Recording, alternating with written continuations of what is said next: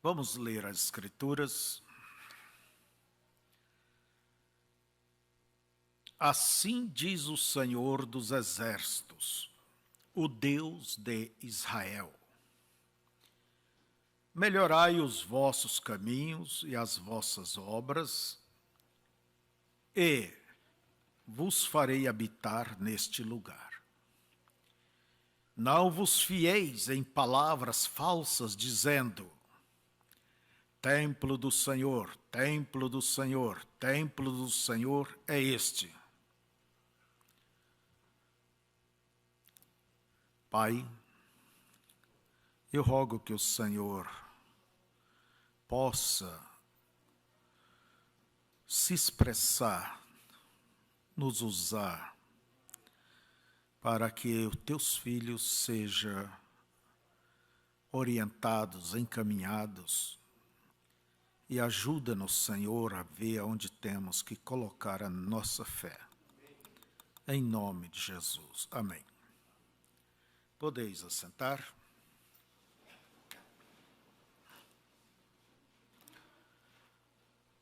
Nós, pela leitura, nós vemos que o próprio Deus diz que Israel se fiava, quer dizer, confiava, descansava porque eles tinham templo ali. Eles tinham o templo do Senhor, templo do Senhor. E tinha aquela reverência profunda pelo material, pelo templo. Mas quando Salomão construiu o templo, segundo a Crônicas 6 e 7, e foi consagrado, ele mesmo disse que Deus, ele não habita em casa feita por mãos de homens. Os céus é o meu trono e a terra o caminho dos meus pés. Que casa me edificareis? Quer dizer, nenhuma casa que o homem possa fazer está à altura, nada pode estar à altura de Deus. Mas o templo foi feito para que Deus pudesse encontrar com as pessoas pudessem ir ali e pagar os seus votos e fazer os seus sacrifícios. Entende? Então, o templo ele foi feito com este propósito. Mas ao passar do tempo,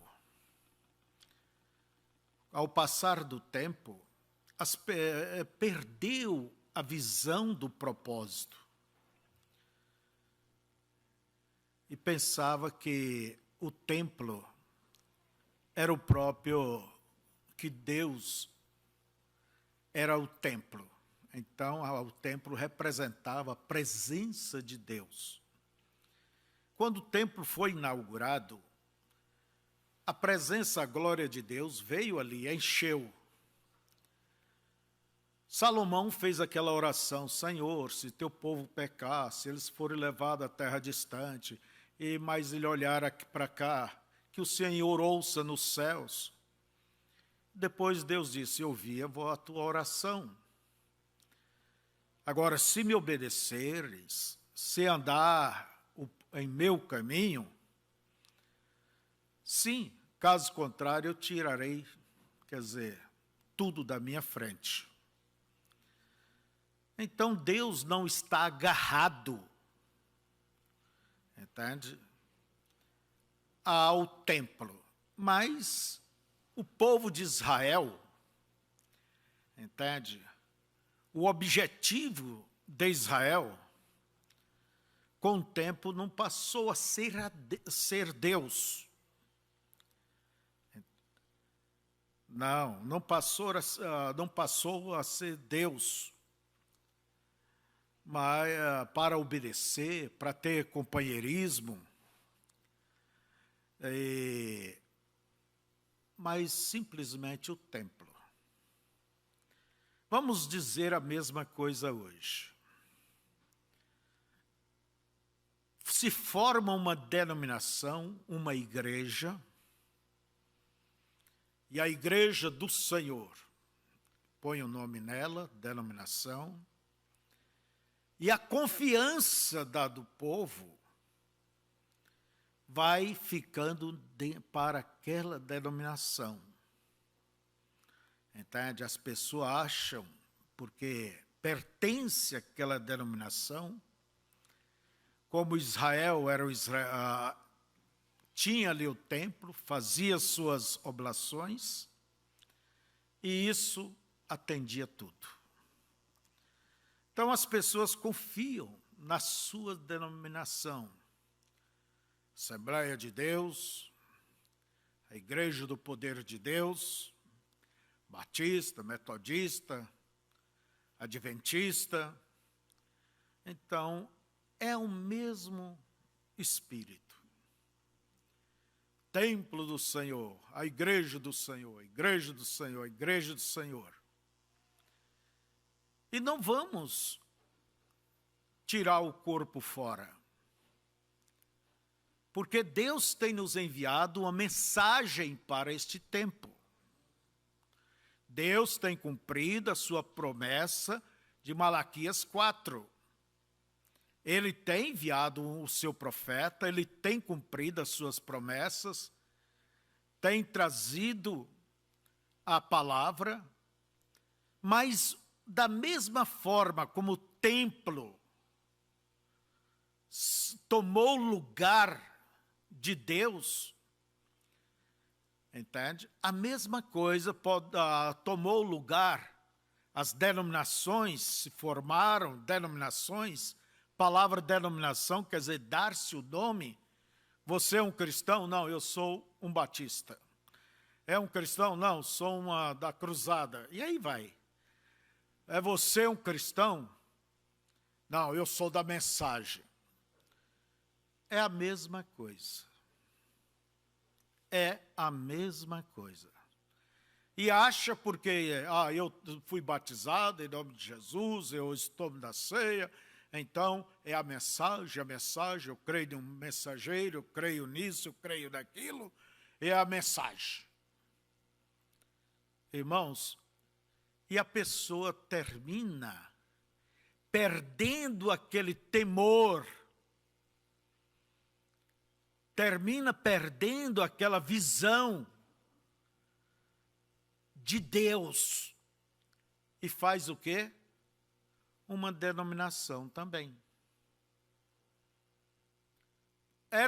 Foi o que aconteceu com Israel. E o templo representava para os israelitas a presença de Deus no meio deles. Mas você, ao ler o Velho Testamento, você vai ver que Deus sempre estava repreendendo a eles, os israelitas, por causa dos seus pecados, por causa de suas falhas, por causa de que aquela adoração virou uma tradição, virou um hábito, virou um costume. E Deus sempre estava ameaçando-os. Apesar deles fazerem os sacrifícios, apesar deles cumprir aquilo que a própria lei mandava, mas o coração deles não estava naquilo. O coração deles não estava voltado para Deus. E até mesmo quantas vezes colocaram ídolos no templo, mas eles saíam satisfeitos porque, eu matei o meu cordeiro, eu ofereci ali a minha oferta, eu paguei ali o meu dízimo, e eles confiaram nisso. Este sempre foi o problema de Deus com Israel. E tem sido o mesmo problema durante a dispensação da graça. Deus envia a sua palavra, a sua mensagem para aquela determinada era, Mas o que vira aquilo? Vira um templo, vira uma religião, vira uma denominação. Sempre foi este o problema de Deus com Israel, desde os primórdios de Israel. As pessoas já não têm um compromisso com Deus, já não têm um companheirismo com Deus,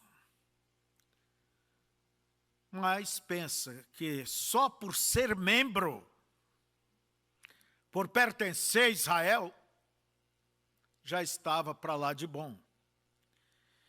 Ser membro de uma igreja, ser membro de uma religião, já está para lá de bom.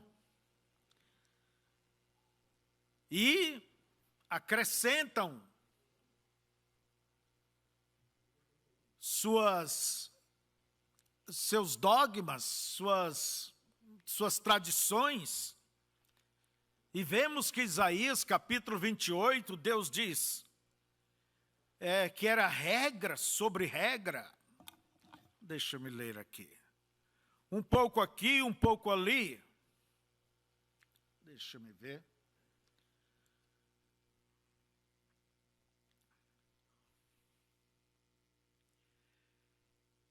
Deus diz, porque todas as suas mesas estão cheias de vômitos e de imundícia. Não há nenhum lugar limpo. A quem, pois, se ensinaria a ciência? E a quem se daria a entender o que se ouviu? Ao desmamado e ao arrancado dos seios? Porque é mandamento sobre mandamento, mandamento e mais mandamento, regra sobre regra, regra e mais regra, um pouco aqui, um pouco ali.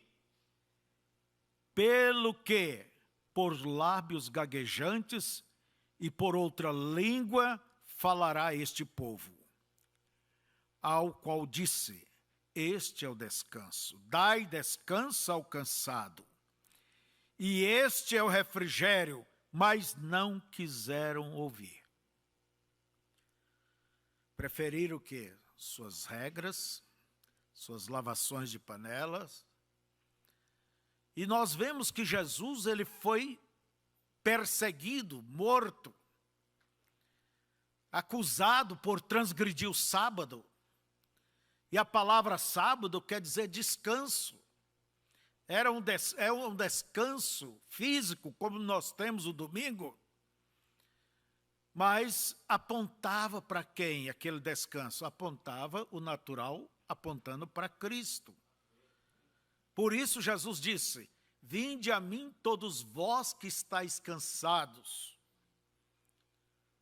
E o que diz? E não quiseram ouvir. Preferiram ficar com suas tradições, regra e mais regra, dogma e mais dogma, e veja que se anda brigando por causa de regras e mais regras. Eu tenho uma regra, o outro faz uma regra mais restrita, outro mais importante, outro mais isso, mais aquilo, importante para eles. Mas não é isso. Não podemos perder o foco de Deus. Não podemos deixar a mensagem virar um templo.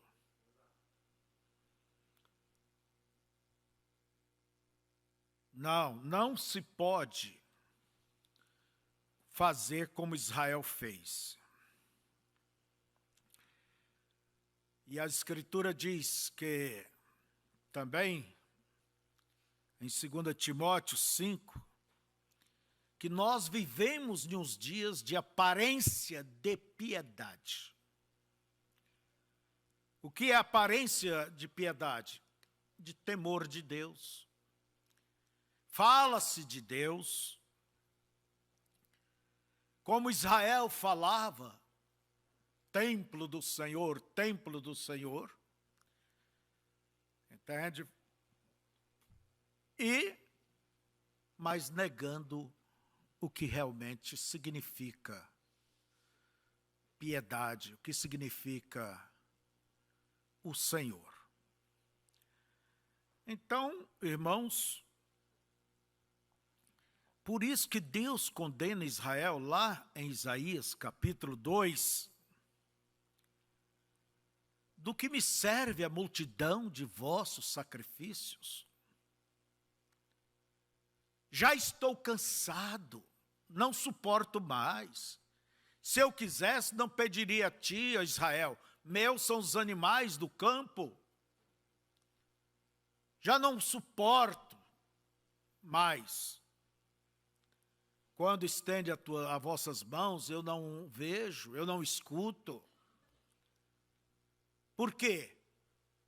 Daí é porque aquilo virou uma tradição. Aquilo virou o quê? Um hábito de oferecer sacrifícios, de vir à igreja, de cantar, entende? Mas não vem do coração. E Jesus disse em São João 4:24, que Deus é espírito e importa que os seus adoradores lhe adorem em espírito e em verdade. Deus quer as profundezas do seu coração. Então, não é fazer como os israelitas, confiar no seu templo. Ah, mas Deus abençoou, Deus veio, Deus manifestou.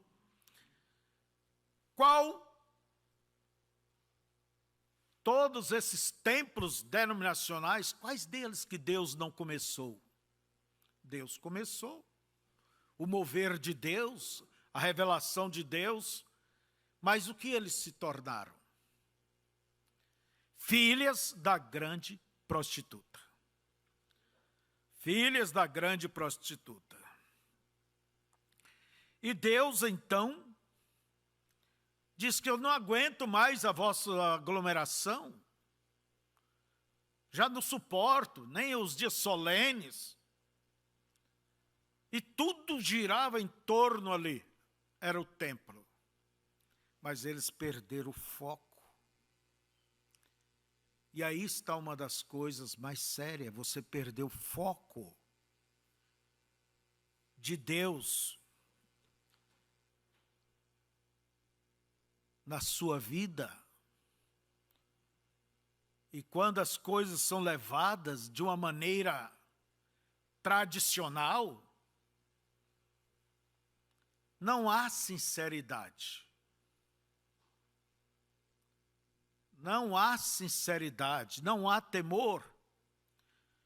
O que existe ali é como disse Jesus para os fariseus: vós sois túmulos caiados. Bonito por fora, mas não deixava de ser túmulo. Podre por dentro. Não é isto? Tudo virou tradição, tudo virou costumes. Por isso, irmãos,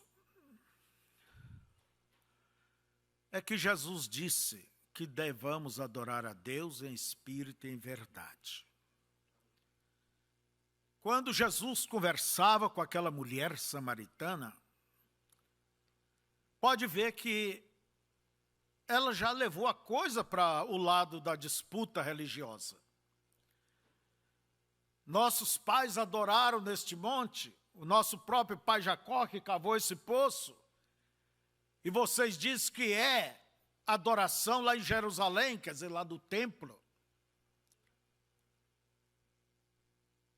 É você maior do que o nosso pai Jacó? Jesus então teve que dizer para ela que chegará a hora que nem aqui, nem em Jerusalém, se adorará a Deus, mas quem adora Ele em espírito e em verdade. Quer dizer, não é uma questão de lugar, Eu estou certo, você está errado, eu estou certo, você está errado. Não é uma questão de lugar. Eu tenho que estar com este pastor, eu tenho que estar com esse ministro, eu tenho que estar com esse, eu tenho que estar com aquele, eu tenho que estar com a família Brana, entende? Eu tenho que estar com essa grande personalidade da mensagem. Gente, isso não vale nada. Não é nada. O que importa é você ter aquele companheirismo com Deus, aquela adoração, aquela reverência íntima, entende? De coração para com Deus. E como disse Deus, não vos fieis. Quer dizer, vocês estão confiando mais na casa de pedra, tijolo, ouro e prata. Não vos fieis, templo do Senhor é este, templo do Senhor. Olha, vamos trazer para os nossos dias. Quando a palavra enviada, a mensagem enviada,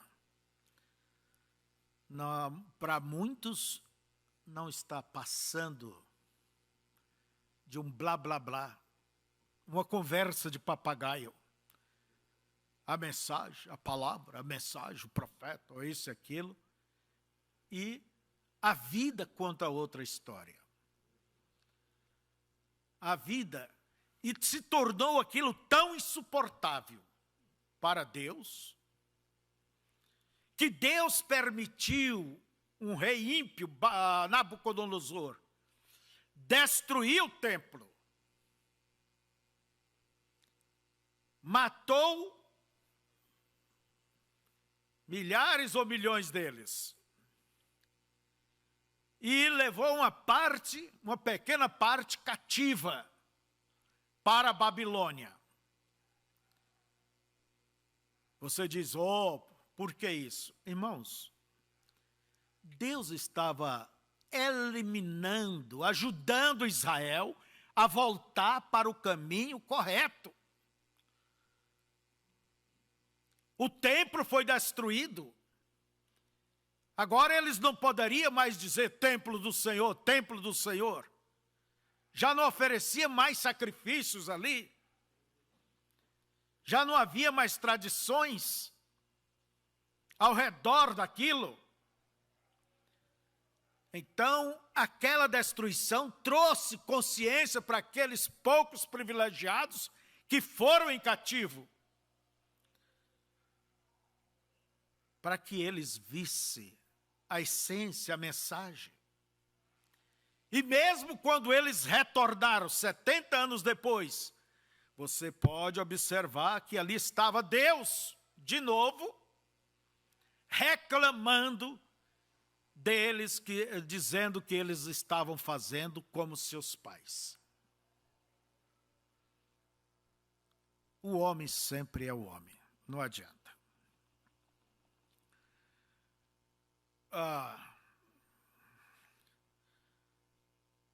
Então, irmãos, às vezes Deus permite certos abalos, certas dificuldades, sabe para quê? Para que você busque, volte àquela adoração genuína, sincera, servir a Deus corretamente. Quiçá tire aquela hipocrisia, tire aquele meio termo, aquela coisa morna, laodiceana.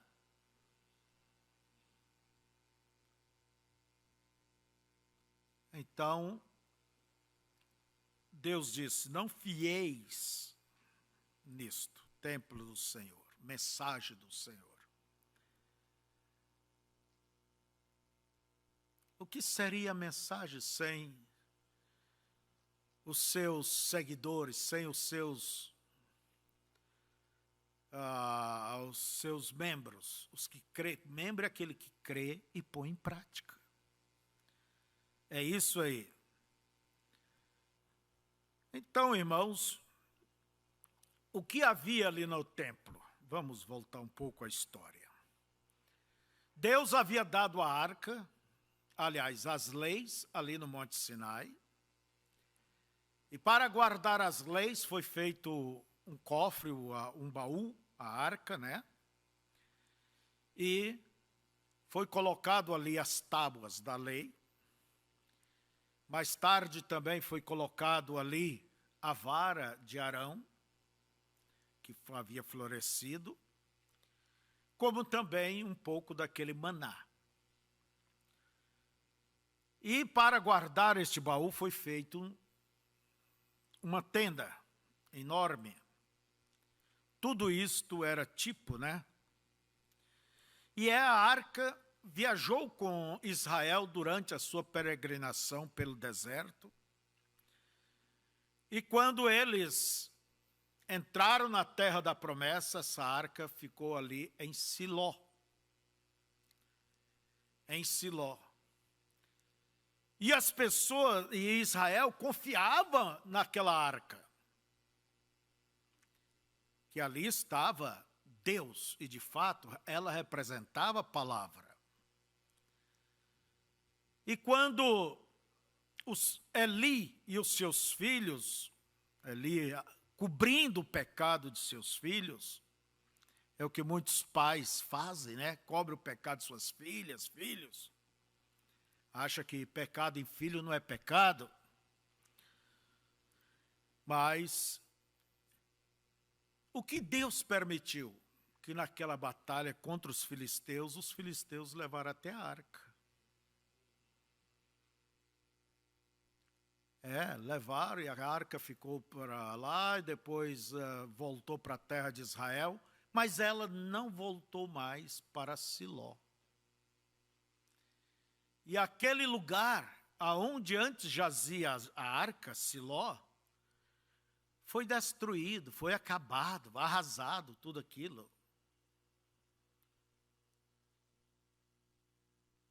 Então, quando Deus disse pelo seu profeta lá na frente que seria Jerusalém como Siló, eles ficavam amargurados por causa da profecia, dizendo que ia ser como Siló.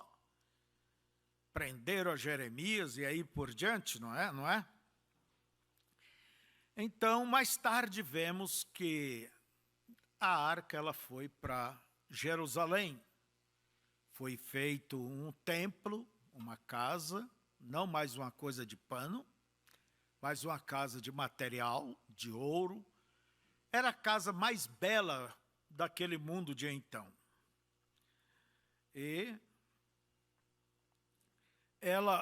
ali estava o templo, e Deus inaugurou, entrou naquele templo, mas aquilo representava o quê? A presença de Deus.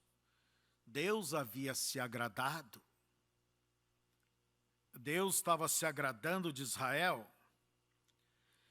E tudo o que acontecia era em volta do templo. Os sacrifícios, os sacerdotes, eles não podiam... Ao sábado a nação não fazia nada, mas era o dia que os sacerdotes tinham que trabalhar. Não é? Ali estavam os sacrifícios, eles levavam seus sacrifícios, levavam seus dízimos, levavam suas ofertas, cumpriam ali os seus votos. Então eles olhavam como que o templo era um escudo, uma defesa para eles.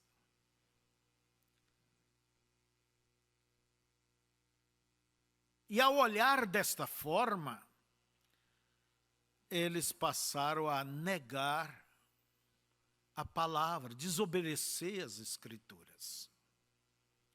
Porque eles tinham o templo na mão, eles tinham a mensagem do dia na mão, mas não obedeciam como era devido. É a mesma coisa hoje. O ser humano ele tem um instinto de adoração. Todos já nascem com esse instinto. Mesmo o índio, nossos índios aí, Antigamente eles adoravam Tupã e a lua era quem? Eu sei que o sol era Tupã, né? Então eles sempre adoravam alguma coisa. A natureza humana ela é voltada a esse instinto, como há o de procriação, de alimentação, existe o de adoração. E a pessoa aí, Israel, então criou aquela capa, o templo para eles ficou igual aquela capa religiosa. E agora eles tendo aquela capa, eles podiam pecar. Lembra que foi o que Adão fez? O que quer dizer religião? Cobertura, é uma capa. Quando Adão e Eva pecaram, o que eles fizeram? Uma religião de folha. Se cobriram. Deus aceitou aquela capa? Não, Deus não aceitou. Foi preciso matar o cordeiro. Então, irmãos, é tudo igual a hoje também. Cuidado para a mensagem não se tornar uma capa religiosa.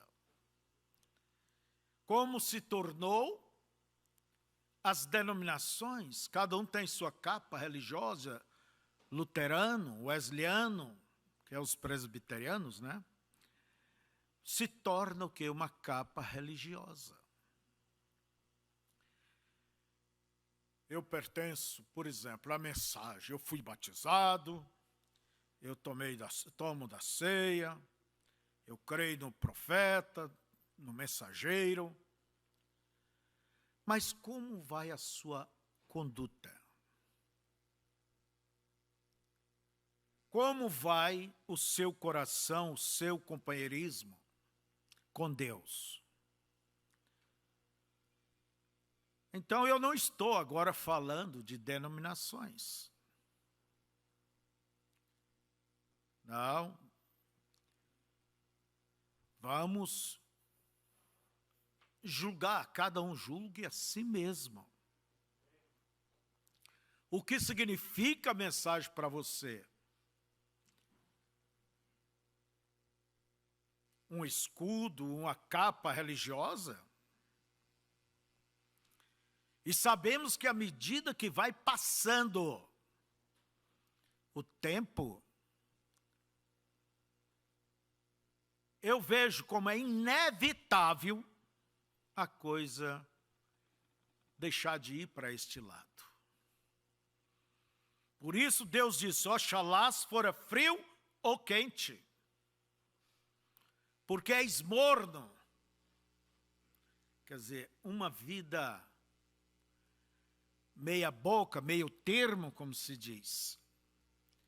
Vomitar-te-ei da minha boca. O que é que tem na boca? A palavra. Deus deu a palavra, mas tem uma coisa, pode ser vomitado dela, se as coisas não for seguida de coração. Então, não devemos também fiar.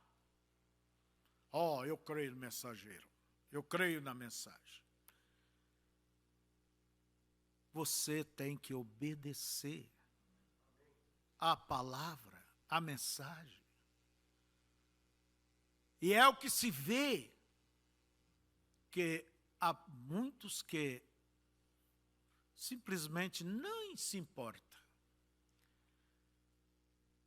A situação e a condição segue sendo a mesma.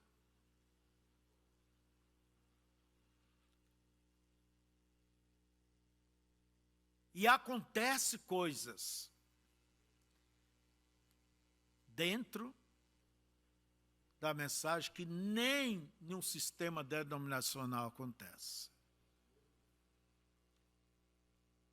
E por que não é tomada atitudes? Templo do Senhor, templo do Senhor. E faz do templo do Senhor um esconderijo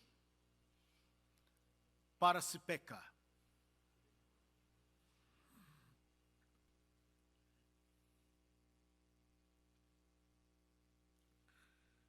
é preciso perguntar: eu estou servindo a Deus pela mensagem que Deus enviou ou não? Ou eu estou fazendo dela uma capa, como Israel fez o templo, uma capa religiosa? Ora, Deus não habita em casa feita por mão de homens. Salomão disse, Estevão repetiu isso lá em Atos capítulo 7. E por que Estevão foi morto? Porque ele condenou aquela formalidade. Ele condenou aquela tradição. Ele mostrou para Israel ali, para os líderes, que Deus não era um Deus estático, parado, como o templo não podia se mover do seu lugar. Deus, ele é um Deus viajante, ele vai caminhando. Por todas as escrituras você vê que ele vai dando e vai acrescentando. Nas eras da igreja, ele deu para Lutero e depois acrescentou com Wesley, veio com os pentecostais. Deus, ele vai caminhando. E você tem que caminhar com ele. Como disse Oséias, conheçamos e prossigamos em conhecer o Senhor nosso Deus. Não é ficar estático, parado. Não, você tem que buscar a vontade de Deus para cada dia na sua vida. Qual é o real propósito de Deus? Porque todos nós viemos ao mundo tendo da parte de Deus um propósito. E pecado é falhar nesse propósito.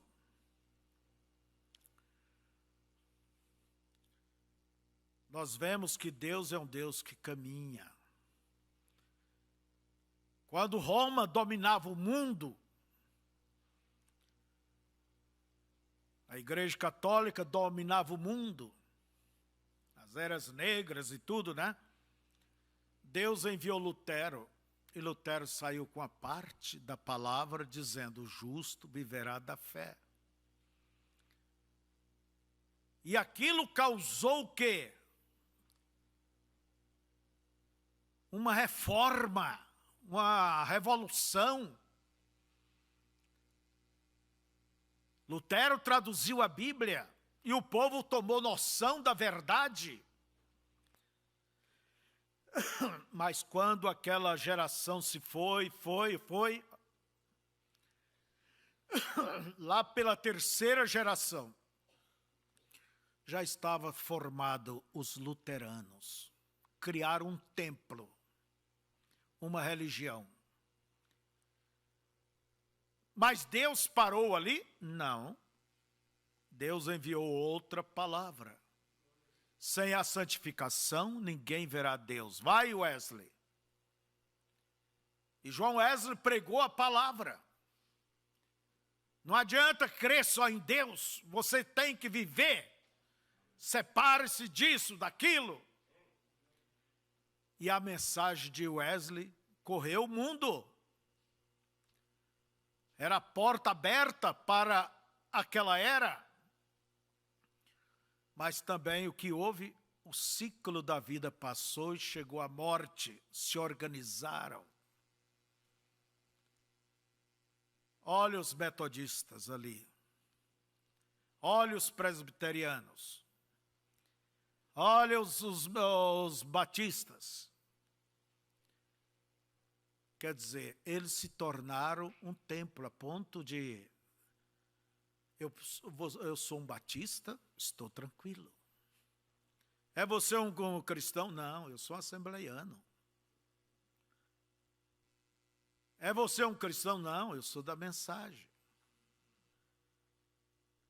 Gente, Deus não parou porque as pessoas pararam. E eles prosseguiu porque a noiva de Cristo, ela sai de dentro de cada mensagem, aqueles verdadeiros, os predestinados, aqueles que vê, vamos dizer, o alvo, o âmago da mensagem do seu dia e vive. Não é só uma questão de ver. Porque Jesus diz, quem ouve e pratica é como o homem que edificou a casa sobre a rocha. Não é só, eu sei. Não, é praticar. Deus levantou os pentecostais. Mas o que houve com os pentecostais? Se debulharam em milhares de denominações. E hoje brigam para ver qual é a maior, qual deva ser a mais ouvida, qual a que está certa. E aí está a luta política. E nós vemos tanta coisa dos pentecostais, aí estão os novos pentecostais, que prega prosperidade, rouba do povo à vontade, faz um verdadeiro comércio. Vocês acham que Deus não tem um azorrague para limpar tudo isso? Chegará o momento do azorrague. E o que fez Deus? Deus simplesmente viajou. Mandou o seu mensageiro, Malaquias 4, eis que vos envio o profeta Elias, antes que venha a grande tribulação, e converterá o coração dos pais aos filhos, e dos filhos, nós, filhos, a seus pais. Quem é os nossos pais? Os apóstolos. Para que eu não venha e fira a terra com maldição. Quer dizer, há um povo específico. Por isso você não deve olhar como todos que se diz. Não. Há uma eleição dentro de eleição. Quando Gideão tocou a sua buzina, veio 32 mil israelitas para lutar contra os midianitas. E Deus disse, é muito, Gideão. Mande aqueles que estão muito ocupados, que volte para casa. Mas Deus não disse muito ocupado, ele disse, diga aos covardes que volte. Vai chamar um homem daquele de covarde, veio ali para brigar. Mas eu tenho que pagar a prestação, a vaca ficou lá, tem que tirar leite, outro tem isso, outro tem aquilo, tem a lavoura. Voltou quantos mil? 10 mil. Aliás, 22 mil voltaram, ficou só 10 mil. Olha que há uma eleição, muitos chamados e poucos escolhidos. E Deus ainda disse, é demais ainda, para que ninguém diga, meu braço me salvou. Põe eles aí numa marcha forçada, que sinta sede aí. Põe para correr um pouco. Vão tomar água lá naquele lugar. Aquele que puxa água com a mão, igual o cachorro lambe com a língua, né? Deixa de lado. Olha o discernimento. Mas aquele que chega ali de bruça e chupa água igual boi, é outra classe. Muitos chamados e poucos escolhidos. Por quê? A coisa está aí. É levar as coisas de Deus como um modo tradicional. Como um modo tradicional. Deus, ele simplesmente mandou a palavra. Mas lembre-se, a noiva é pequena. Agora, tomar ela com sinceridade, em verdade, com respeito, com temor, é uma coisa que depende de mim. Para mim, para ti, depende. para você. Não é porque temos as mesmas mensagens, porque cremos, e se assegurar, se fiar e dizer, olha, eu estou bem. A nossa vida tem que bater com a palavra deste dia. Tem que dizer o amém. Então vejamos, irmãos, se não, e a Escritura diz que o caminho de um justo é como a luz da aurora, que vai brilhando, brilhando até ser dia perfeito. Então temos que caminhar. Não é ser um templo estático, quer dizer parado, estático quer dizer parado. Entende? E se vê que uma geração, ela não é igual à outra.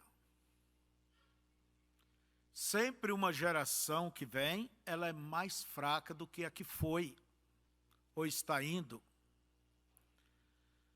Eu olho para os meus pequenos netos e pergunto, como eles encararão esta mensagem que o vô lutou por ela? Como que meus filhos já encaram? E como vai encarar os seus netos? Porque muitos, como diz,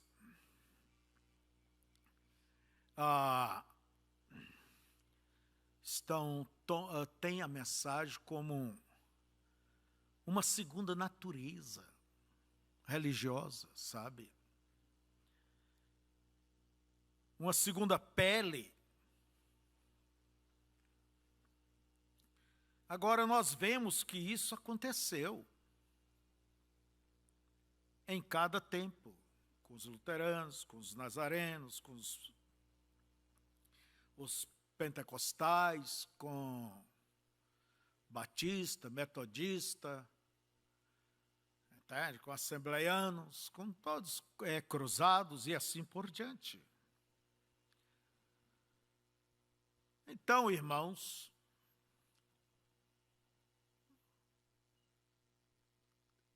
vamos mais além do que ficar ali, acomodados,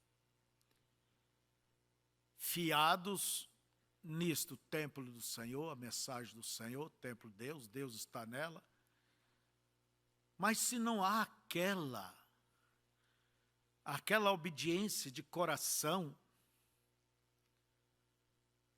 entende? Deus não está preso a isso.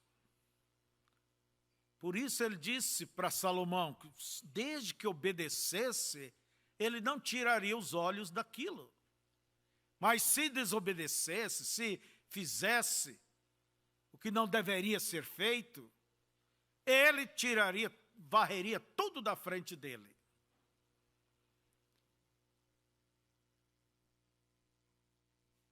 Mas, Senhor, o Senhor vai varrer tudo isto? Por quê? Não é o templo por seu templo, mas como vocês encaram ele, estão olhando ele, estão usando como para pecar, para errar. Eu sei que isto é uma forte advertência, irmãos, mas é algo que todos nós devemos sempre nos vigiar nós mesmos. Porque tudo se acostuma. Se acostuma com o pastor, se acostuma com a mensagem, se acostuma com os cânticos, se acostuma com tudo. E dali um pouco se acostuma com a ceia. Às vezes olha e vê pessoas que estão vindo na fila da ceia, vêm cochichando, até rindo. Quando deveria vir profundamente, em reverência, analisando o seu estado perante Deus, agradecidos, fazendo o que disse Jesus, em memória de mim. Quando se tomava as primeiras ceias,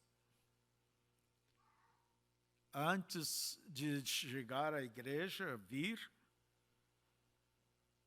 o marido conversava com a esposa e vice-versa. Tem alguma coisa, temos que acertar. Me desculpa, me perdoe, filhos, irmão ou irmã. Não, a coisa vai naturalizando, se acostuma até com Deus. Então, irmãos, o que Deus fez com aquele templo? Nabucodonosor destruiu. Fizeram outro. Herodes renovou aquele outro, tão lindo.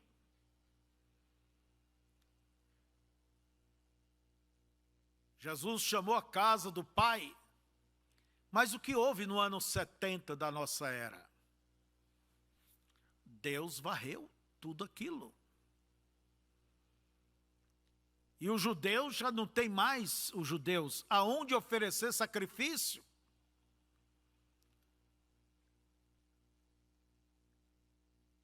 Tiveram que mudar a teologia deles. Porque o sacrifício, o lugar de sacrifício foi retirado. Quem é o culpado? O próprio povo. Quem é o culpado de Deus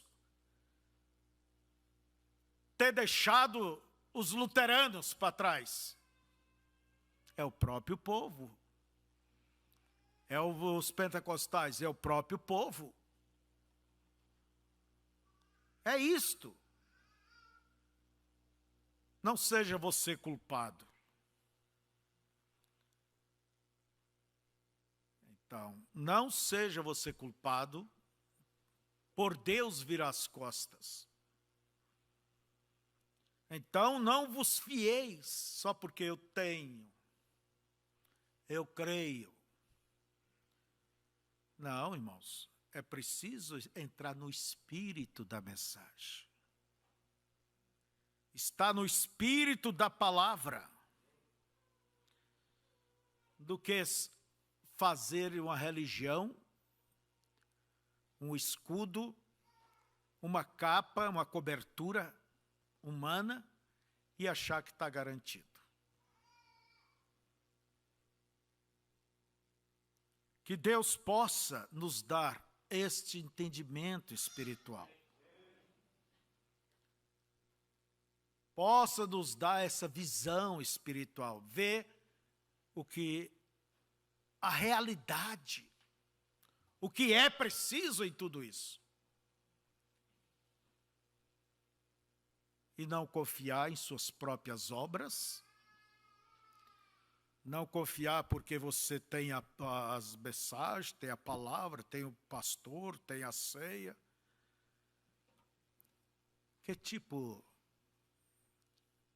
Como você encara tudo isto? É de coração? Nós temos que nos questionar.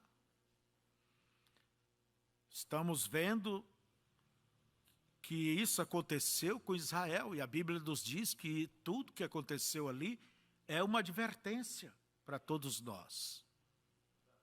É uma advertência. Então, veja, o que aconteceu com Israel, o que aconteceu aí para trás, é uma advertência. Então, não vos fieis. Templo do Senhor, mensagem do Senhor, mensagem do Senhor.